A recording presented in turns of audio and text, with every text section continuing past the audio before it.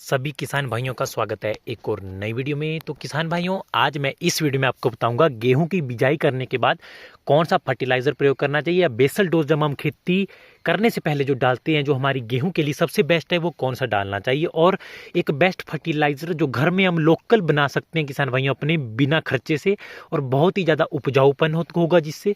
तो उस बारे में आपके लिए पूरी वीडियो, अगर वीडियो आपको अच्छी लगे तो लाइक जरूर करना, चैनल को सब्सक्राइब करना। इसी प्रकार की वीडियो चैनल पर आपके लिए मैं हमेशा लेकर आता रहता हूँ।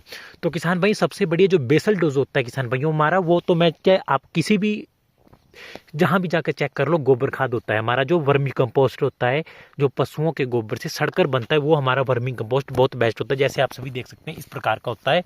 ये देखिए वर्मी कंपोस्ट। इसमें क्या होता है किसान भाई, ये उपजाऊपन होता है। जो मिट्टी का हमारा पीएच मान अप डाउन हो जाता है, उसको भी बहुत बढ़िया करता है। गोबर खाद होती है जो हमारी, इससे एक तो हमारा पीएच मान सेट हो जाएगा। दूसरा किसान भाइयों की हमारे खेती के जल ग्रहण करने की, जो जल धारण की क्षमता होती है, वो ज़्यादा हो जाती है। जल्दी हमारी मिट्टी में से जल की मात्रा होती है वो सूखती नहीं। जैसे आपको सभी को दिख रहा होगा किसान भाई, मिट्टी सूखी हुई है, लेकिन देखना किसान भाई, अभी देखना बीच में, ये देखिए मिट्टी हमारी सूखी हुई नहीं है, लेकिन जल धारण जो क्षमता होती है वो गोबर खाद के कारण मिट्टी में ज़्यादा बन जाती है, और मिट्टी का जो उपजाऊपन है वो बढ़ जाता है। तो जब भी आप गेहूं की बिजाई करो, तो उससे पहले आप पूरे खेत में अपने गोबर खाद फेंके, जो वर्मी कंपोस्ट होता है। और उसके साथ जो बेस्ट मैं बता सकता हूँ किसान भाई, आप यूरिया तो डालते हैं आजकल सभी लोग, लेकिन कम प्रयोग करो किसान भाई। जितना हो सके आप एनपीके का प्रयोग कर लो। जो हमारी 12-32-16 होती है, उसको भी आप पहले ही छिड़काव कर दें, उसको मतलब आप खेतों में फेंक दें, और इसके साथ आप गोबर खाद, तो बहुत ही बढ़िया एक कॉम्बिनेशन बन जाएगा और बहुत ही बढ़िया हमारी खेती हो जाएगी।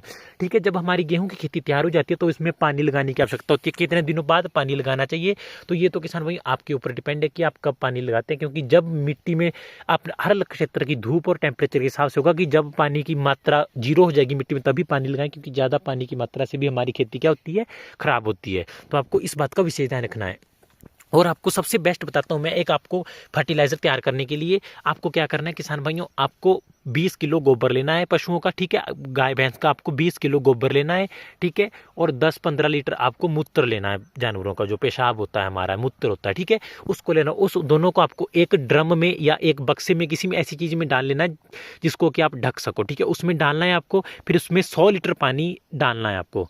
15 किलो गोबर में आपको 100 किलो पानी आप डालोगे, और उसमें 10-15 किलो मूत्र डालोगे। अगर मूत्र नहीं भी मिलता है किसान भैया पशुओं का, तो आप उसमें गोबर डालो और उसको घोलिए। ठीक है, एक बर्तन में रखिए, और उसको कम से कम 25 से 30 दिनों के लिए आप किसान भाई धूप वाली जगह में रखो। ठीक है, जितनी ज़्यादा धूप वाली जगह में रखोगे, तो वो जल्दी जल्दी हमारा जो होता है फर्टिलाइजर तैयार होगा। और उसको तैयार करो किसान भाइयों, और उसको धूप में रखो किसान भैया, और दूसरे तीसरे दिन उसको हिलाते रहो। उसमें मतलब उसको छेड़ते रहो किसान भाई, उसको मतलब इसको मिक्स करते रहो, मतलब वो एक लिक्विड फॉर्म में जैसे तैयार हो जाए। ठीक है, 20 किलो गोबर में 100 लीटर पानी आप डालो।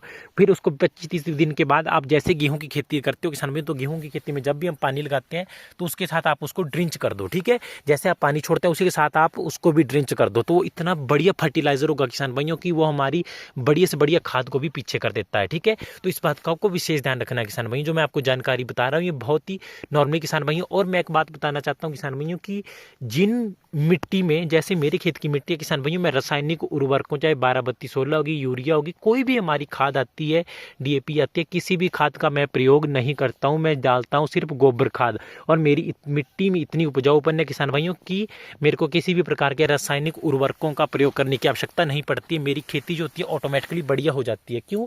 क्योंकि किसान भाई गोबर खाद अगर आप रेगुलरली एक टेम्पररी बढ़िया तरीके से यूज़ करते हैं, ठीक है, बढ़िया सड़ा हुआ गोबर डालते हैं, और किसी भी रासायनिक खादों को, तो हमारे मिट्टी का जो पीएच मान होता है पानी की, हमारे खंड की, जैसे आप सभी देखिए ऐसे सूखी लगती है, लेकिन सूखी नहीं है, लेकिन मिट्टी में देखिए कितनी नमीपन है हमारा। देखिए मिट्टी का जो मॉइस्चर है हमारा, वो बढ़िया है, सेट है, जो कि हमारी गेहूं की खेती के लिए बहुत आवश्यक है। तो ये गोबर खाद के कारण होता है। अगर ज़्यादा से ज़्यादा आप गोबर खाद डालोगे, तो आपको किसी भी प्रकार के रासायनिक फर्टिलाइजर के डालने की आवश्यकता नहीं पड़ेगी। ठीक है, तो किसान भाइयों आपको इन सभी बातों का विशेष ध्यान रखना है। मैं किसी भी टमाटर की खेती में भी बहुत रेयर किसान भाइयों 5% मैं रासायनिक खादों का प्रयोग करता हूं, वरना मैं गोबर खाद का ही प्रयोग करता हूं। क्योंकि मेरी मिट्टी उपजाऊ है, क्योंकि मैं हर साल इसी प्रयोग करता हूं। अगर मैं रासायनिक खादों का प्रयोग करूं किसान भाई, तो एक साल में मेरी मिट्टी जहर बन जाएगी, और मेरे को इन डीएपी होगी, हमारी यूरिया होगी, एनपीके, इन पे ऊपर भी मेरे को डिपेंड रहना पड़ेगा। ठीक है, तो इन बातों का आपको विशेष ध्यान रखना। ज़्यादा से ज़्यादा आप गोबर खाद का प्रयोग करो, क्योंकि आने वाले 4-5 साल में आप मेरी बात याद रखना, सभी गोबर खाद को ढूंढेंगे। ठीक है, तरसेंगे किसान भाइयों, क्योंकि जिस प्रकार से दूसरी खादों से हमारी खेत की मिट्टी जो होती है वो जहर बन रही है और उसमें फर्टिलाइजर किसी भी प्रकार का उपजाऊपन जीरो हो गया है। ठीक है, तो किसान भाई इन बातों का आपको विशेष ध्यान रखना है। तो मिलते हैं किसी नई वीडियो में। जैसे मैंने आपको बताया, आप गोबर खाद को सीधा ड्रिंच भी कर सकते हैं, उस प्रकार के आपको विशेष ध्यान रखना है। तो मिलते हैं किसी नई वीडियो में।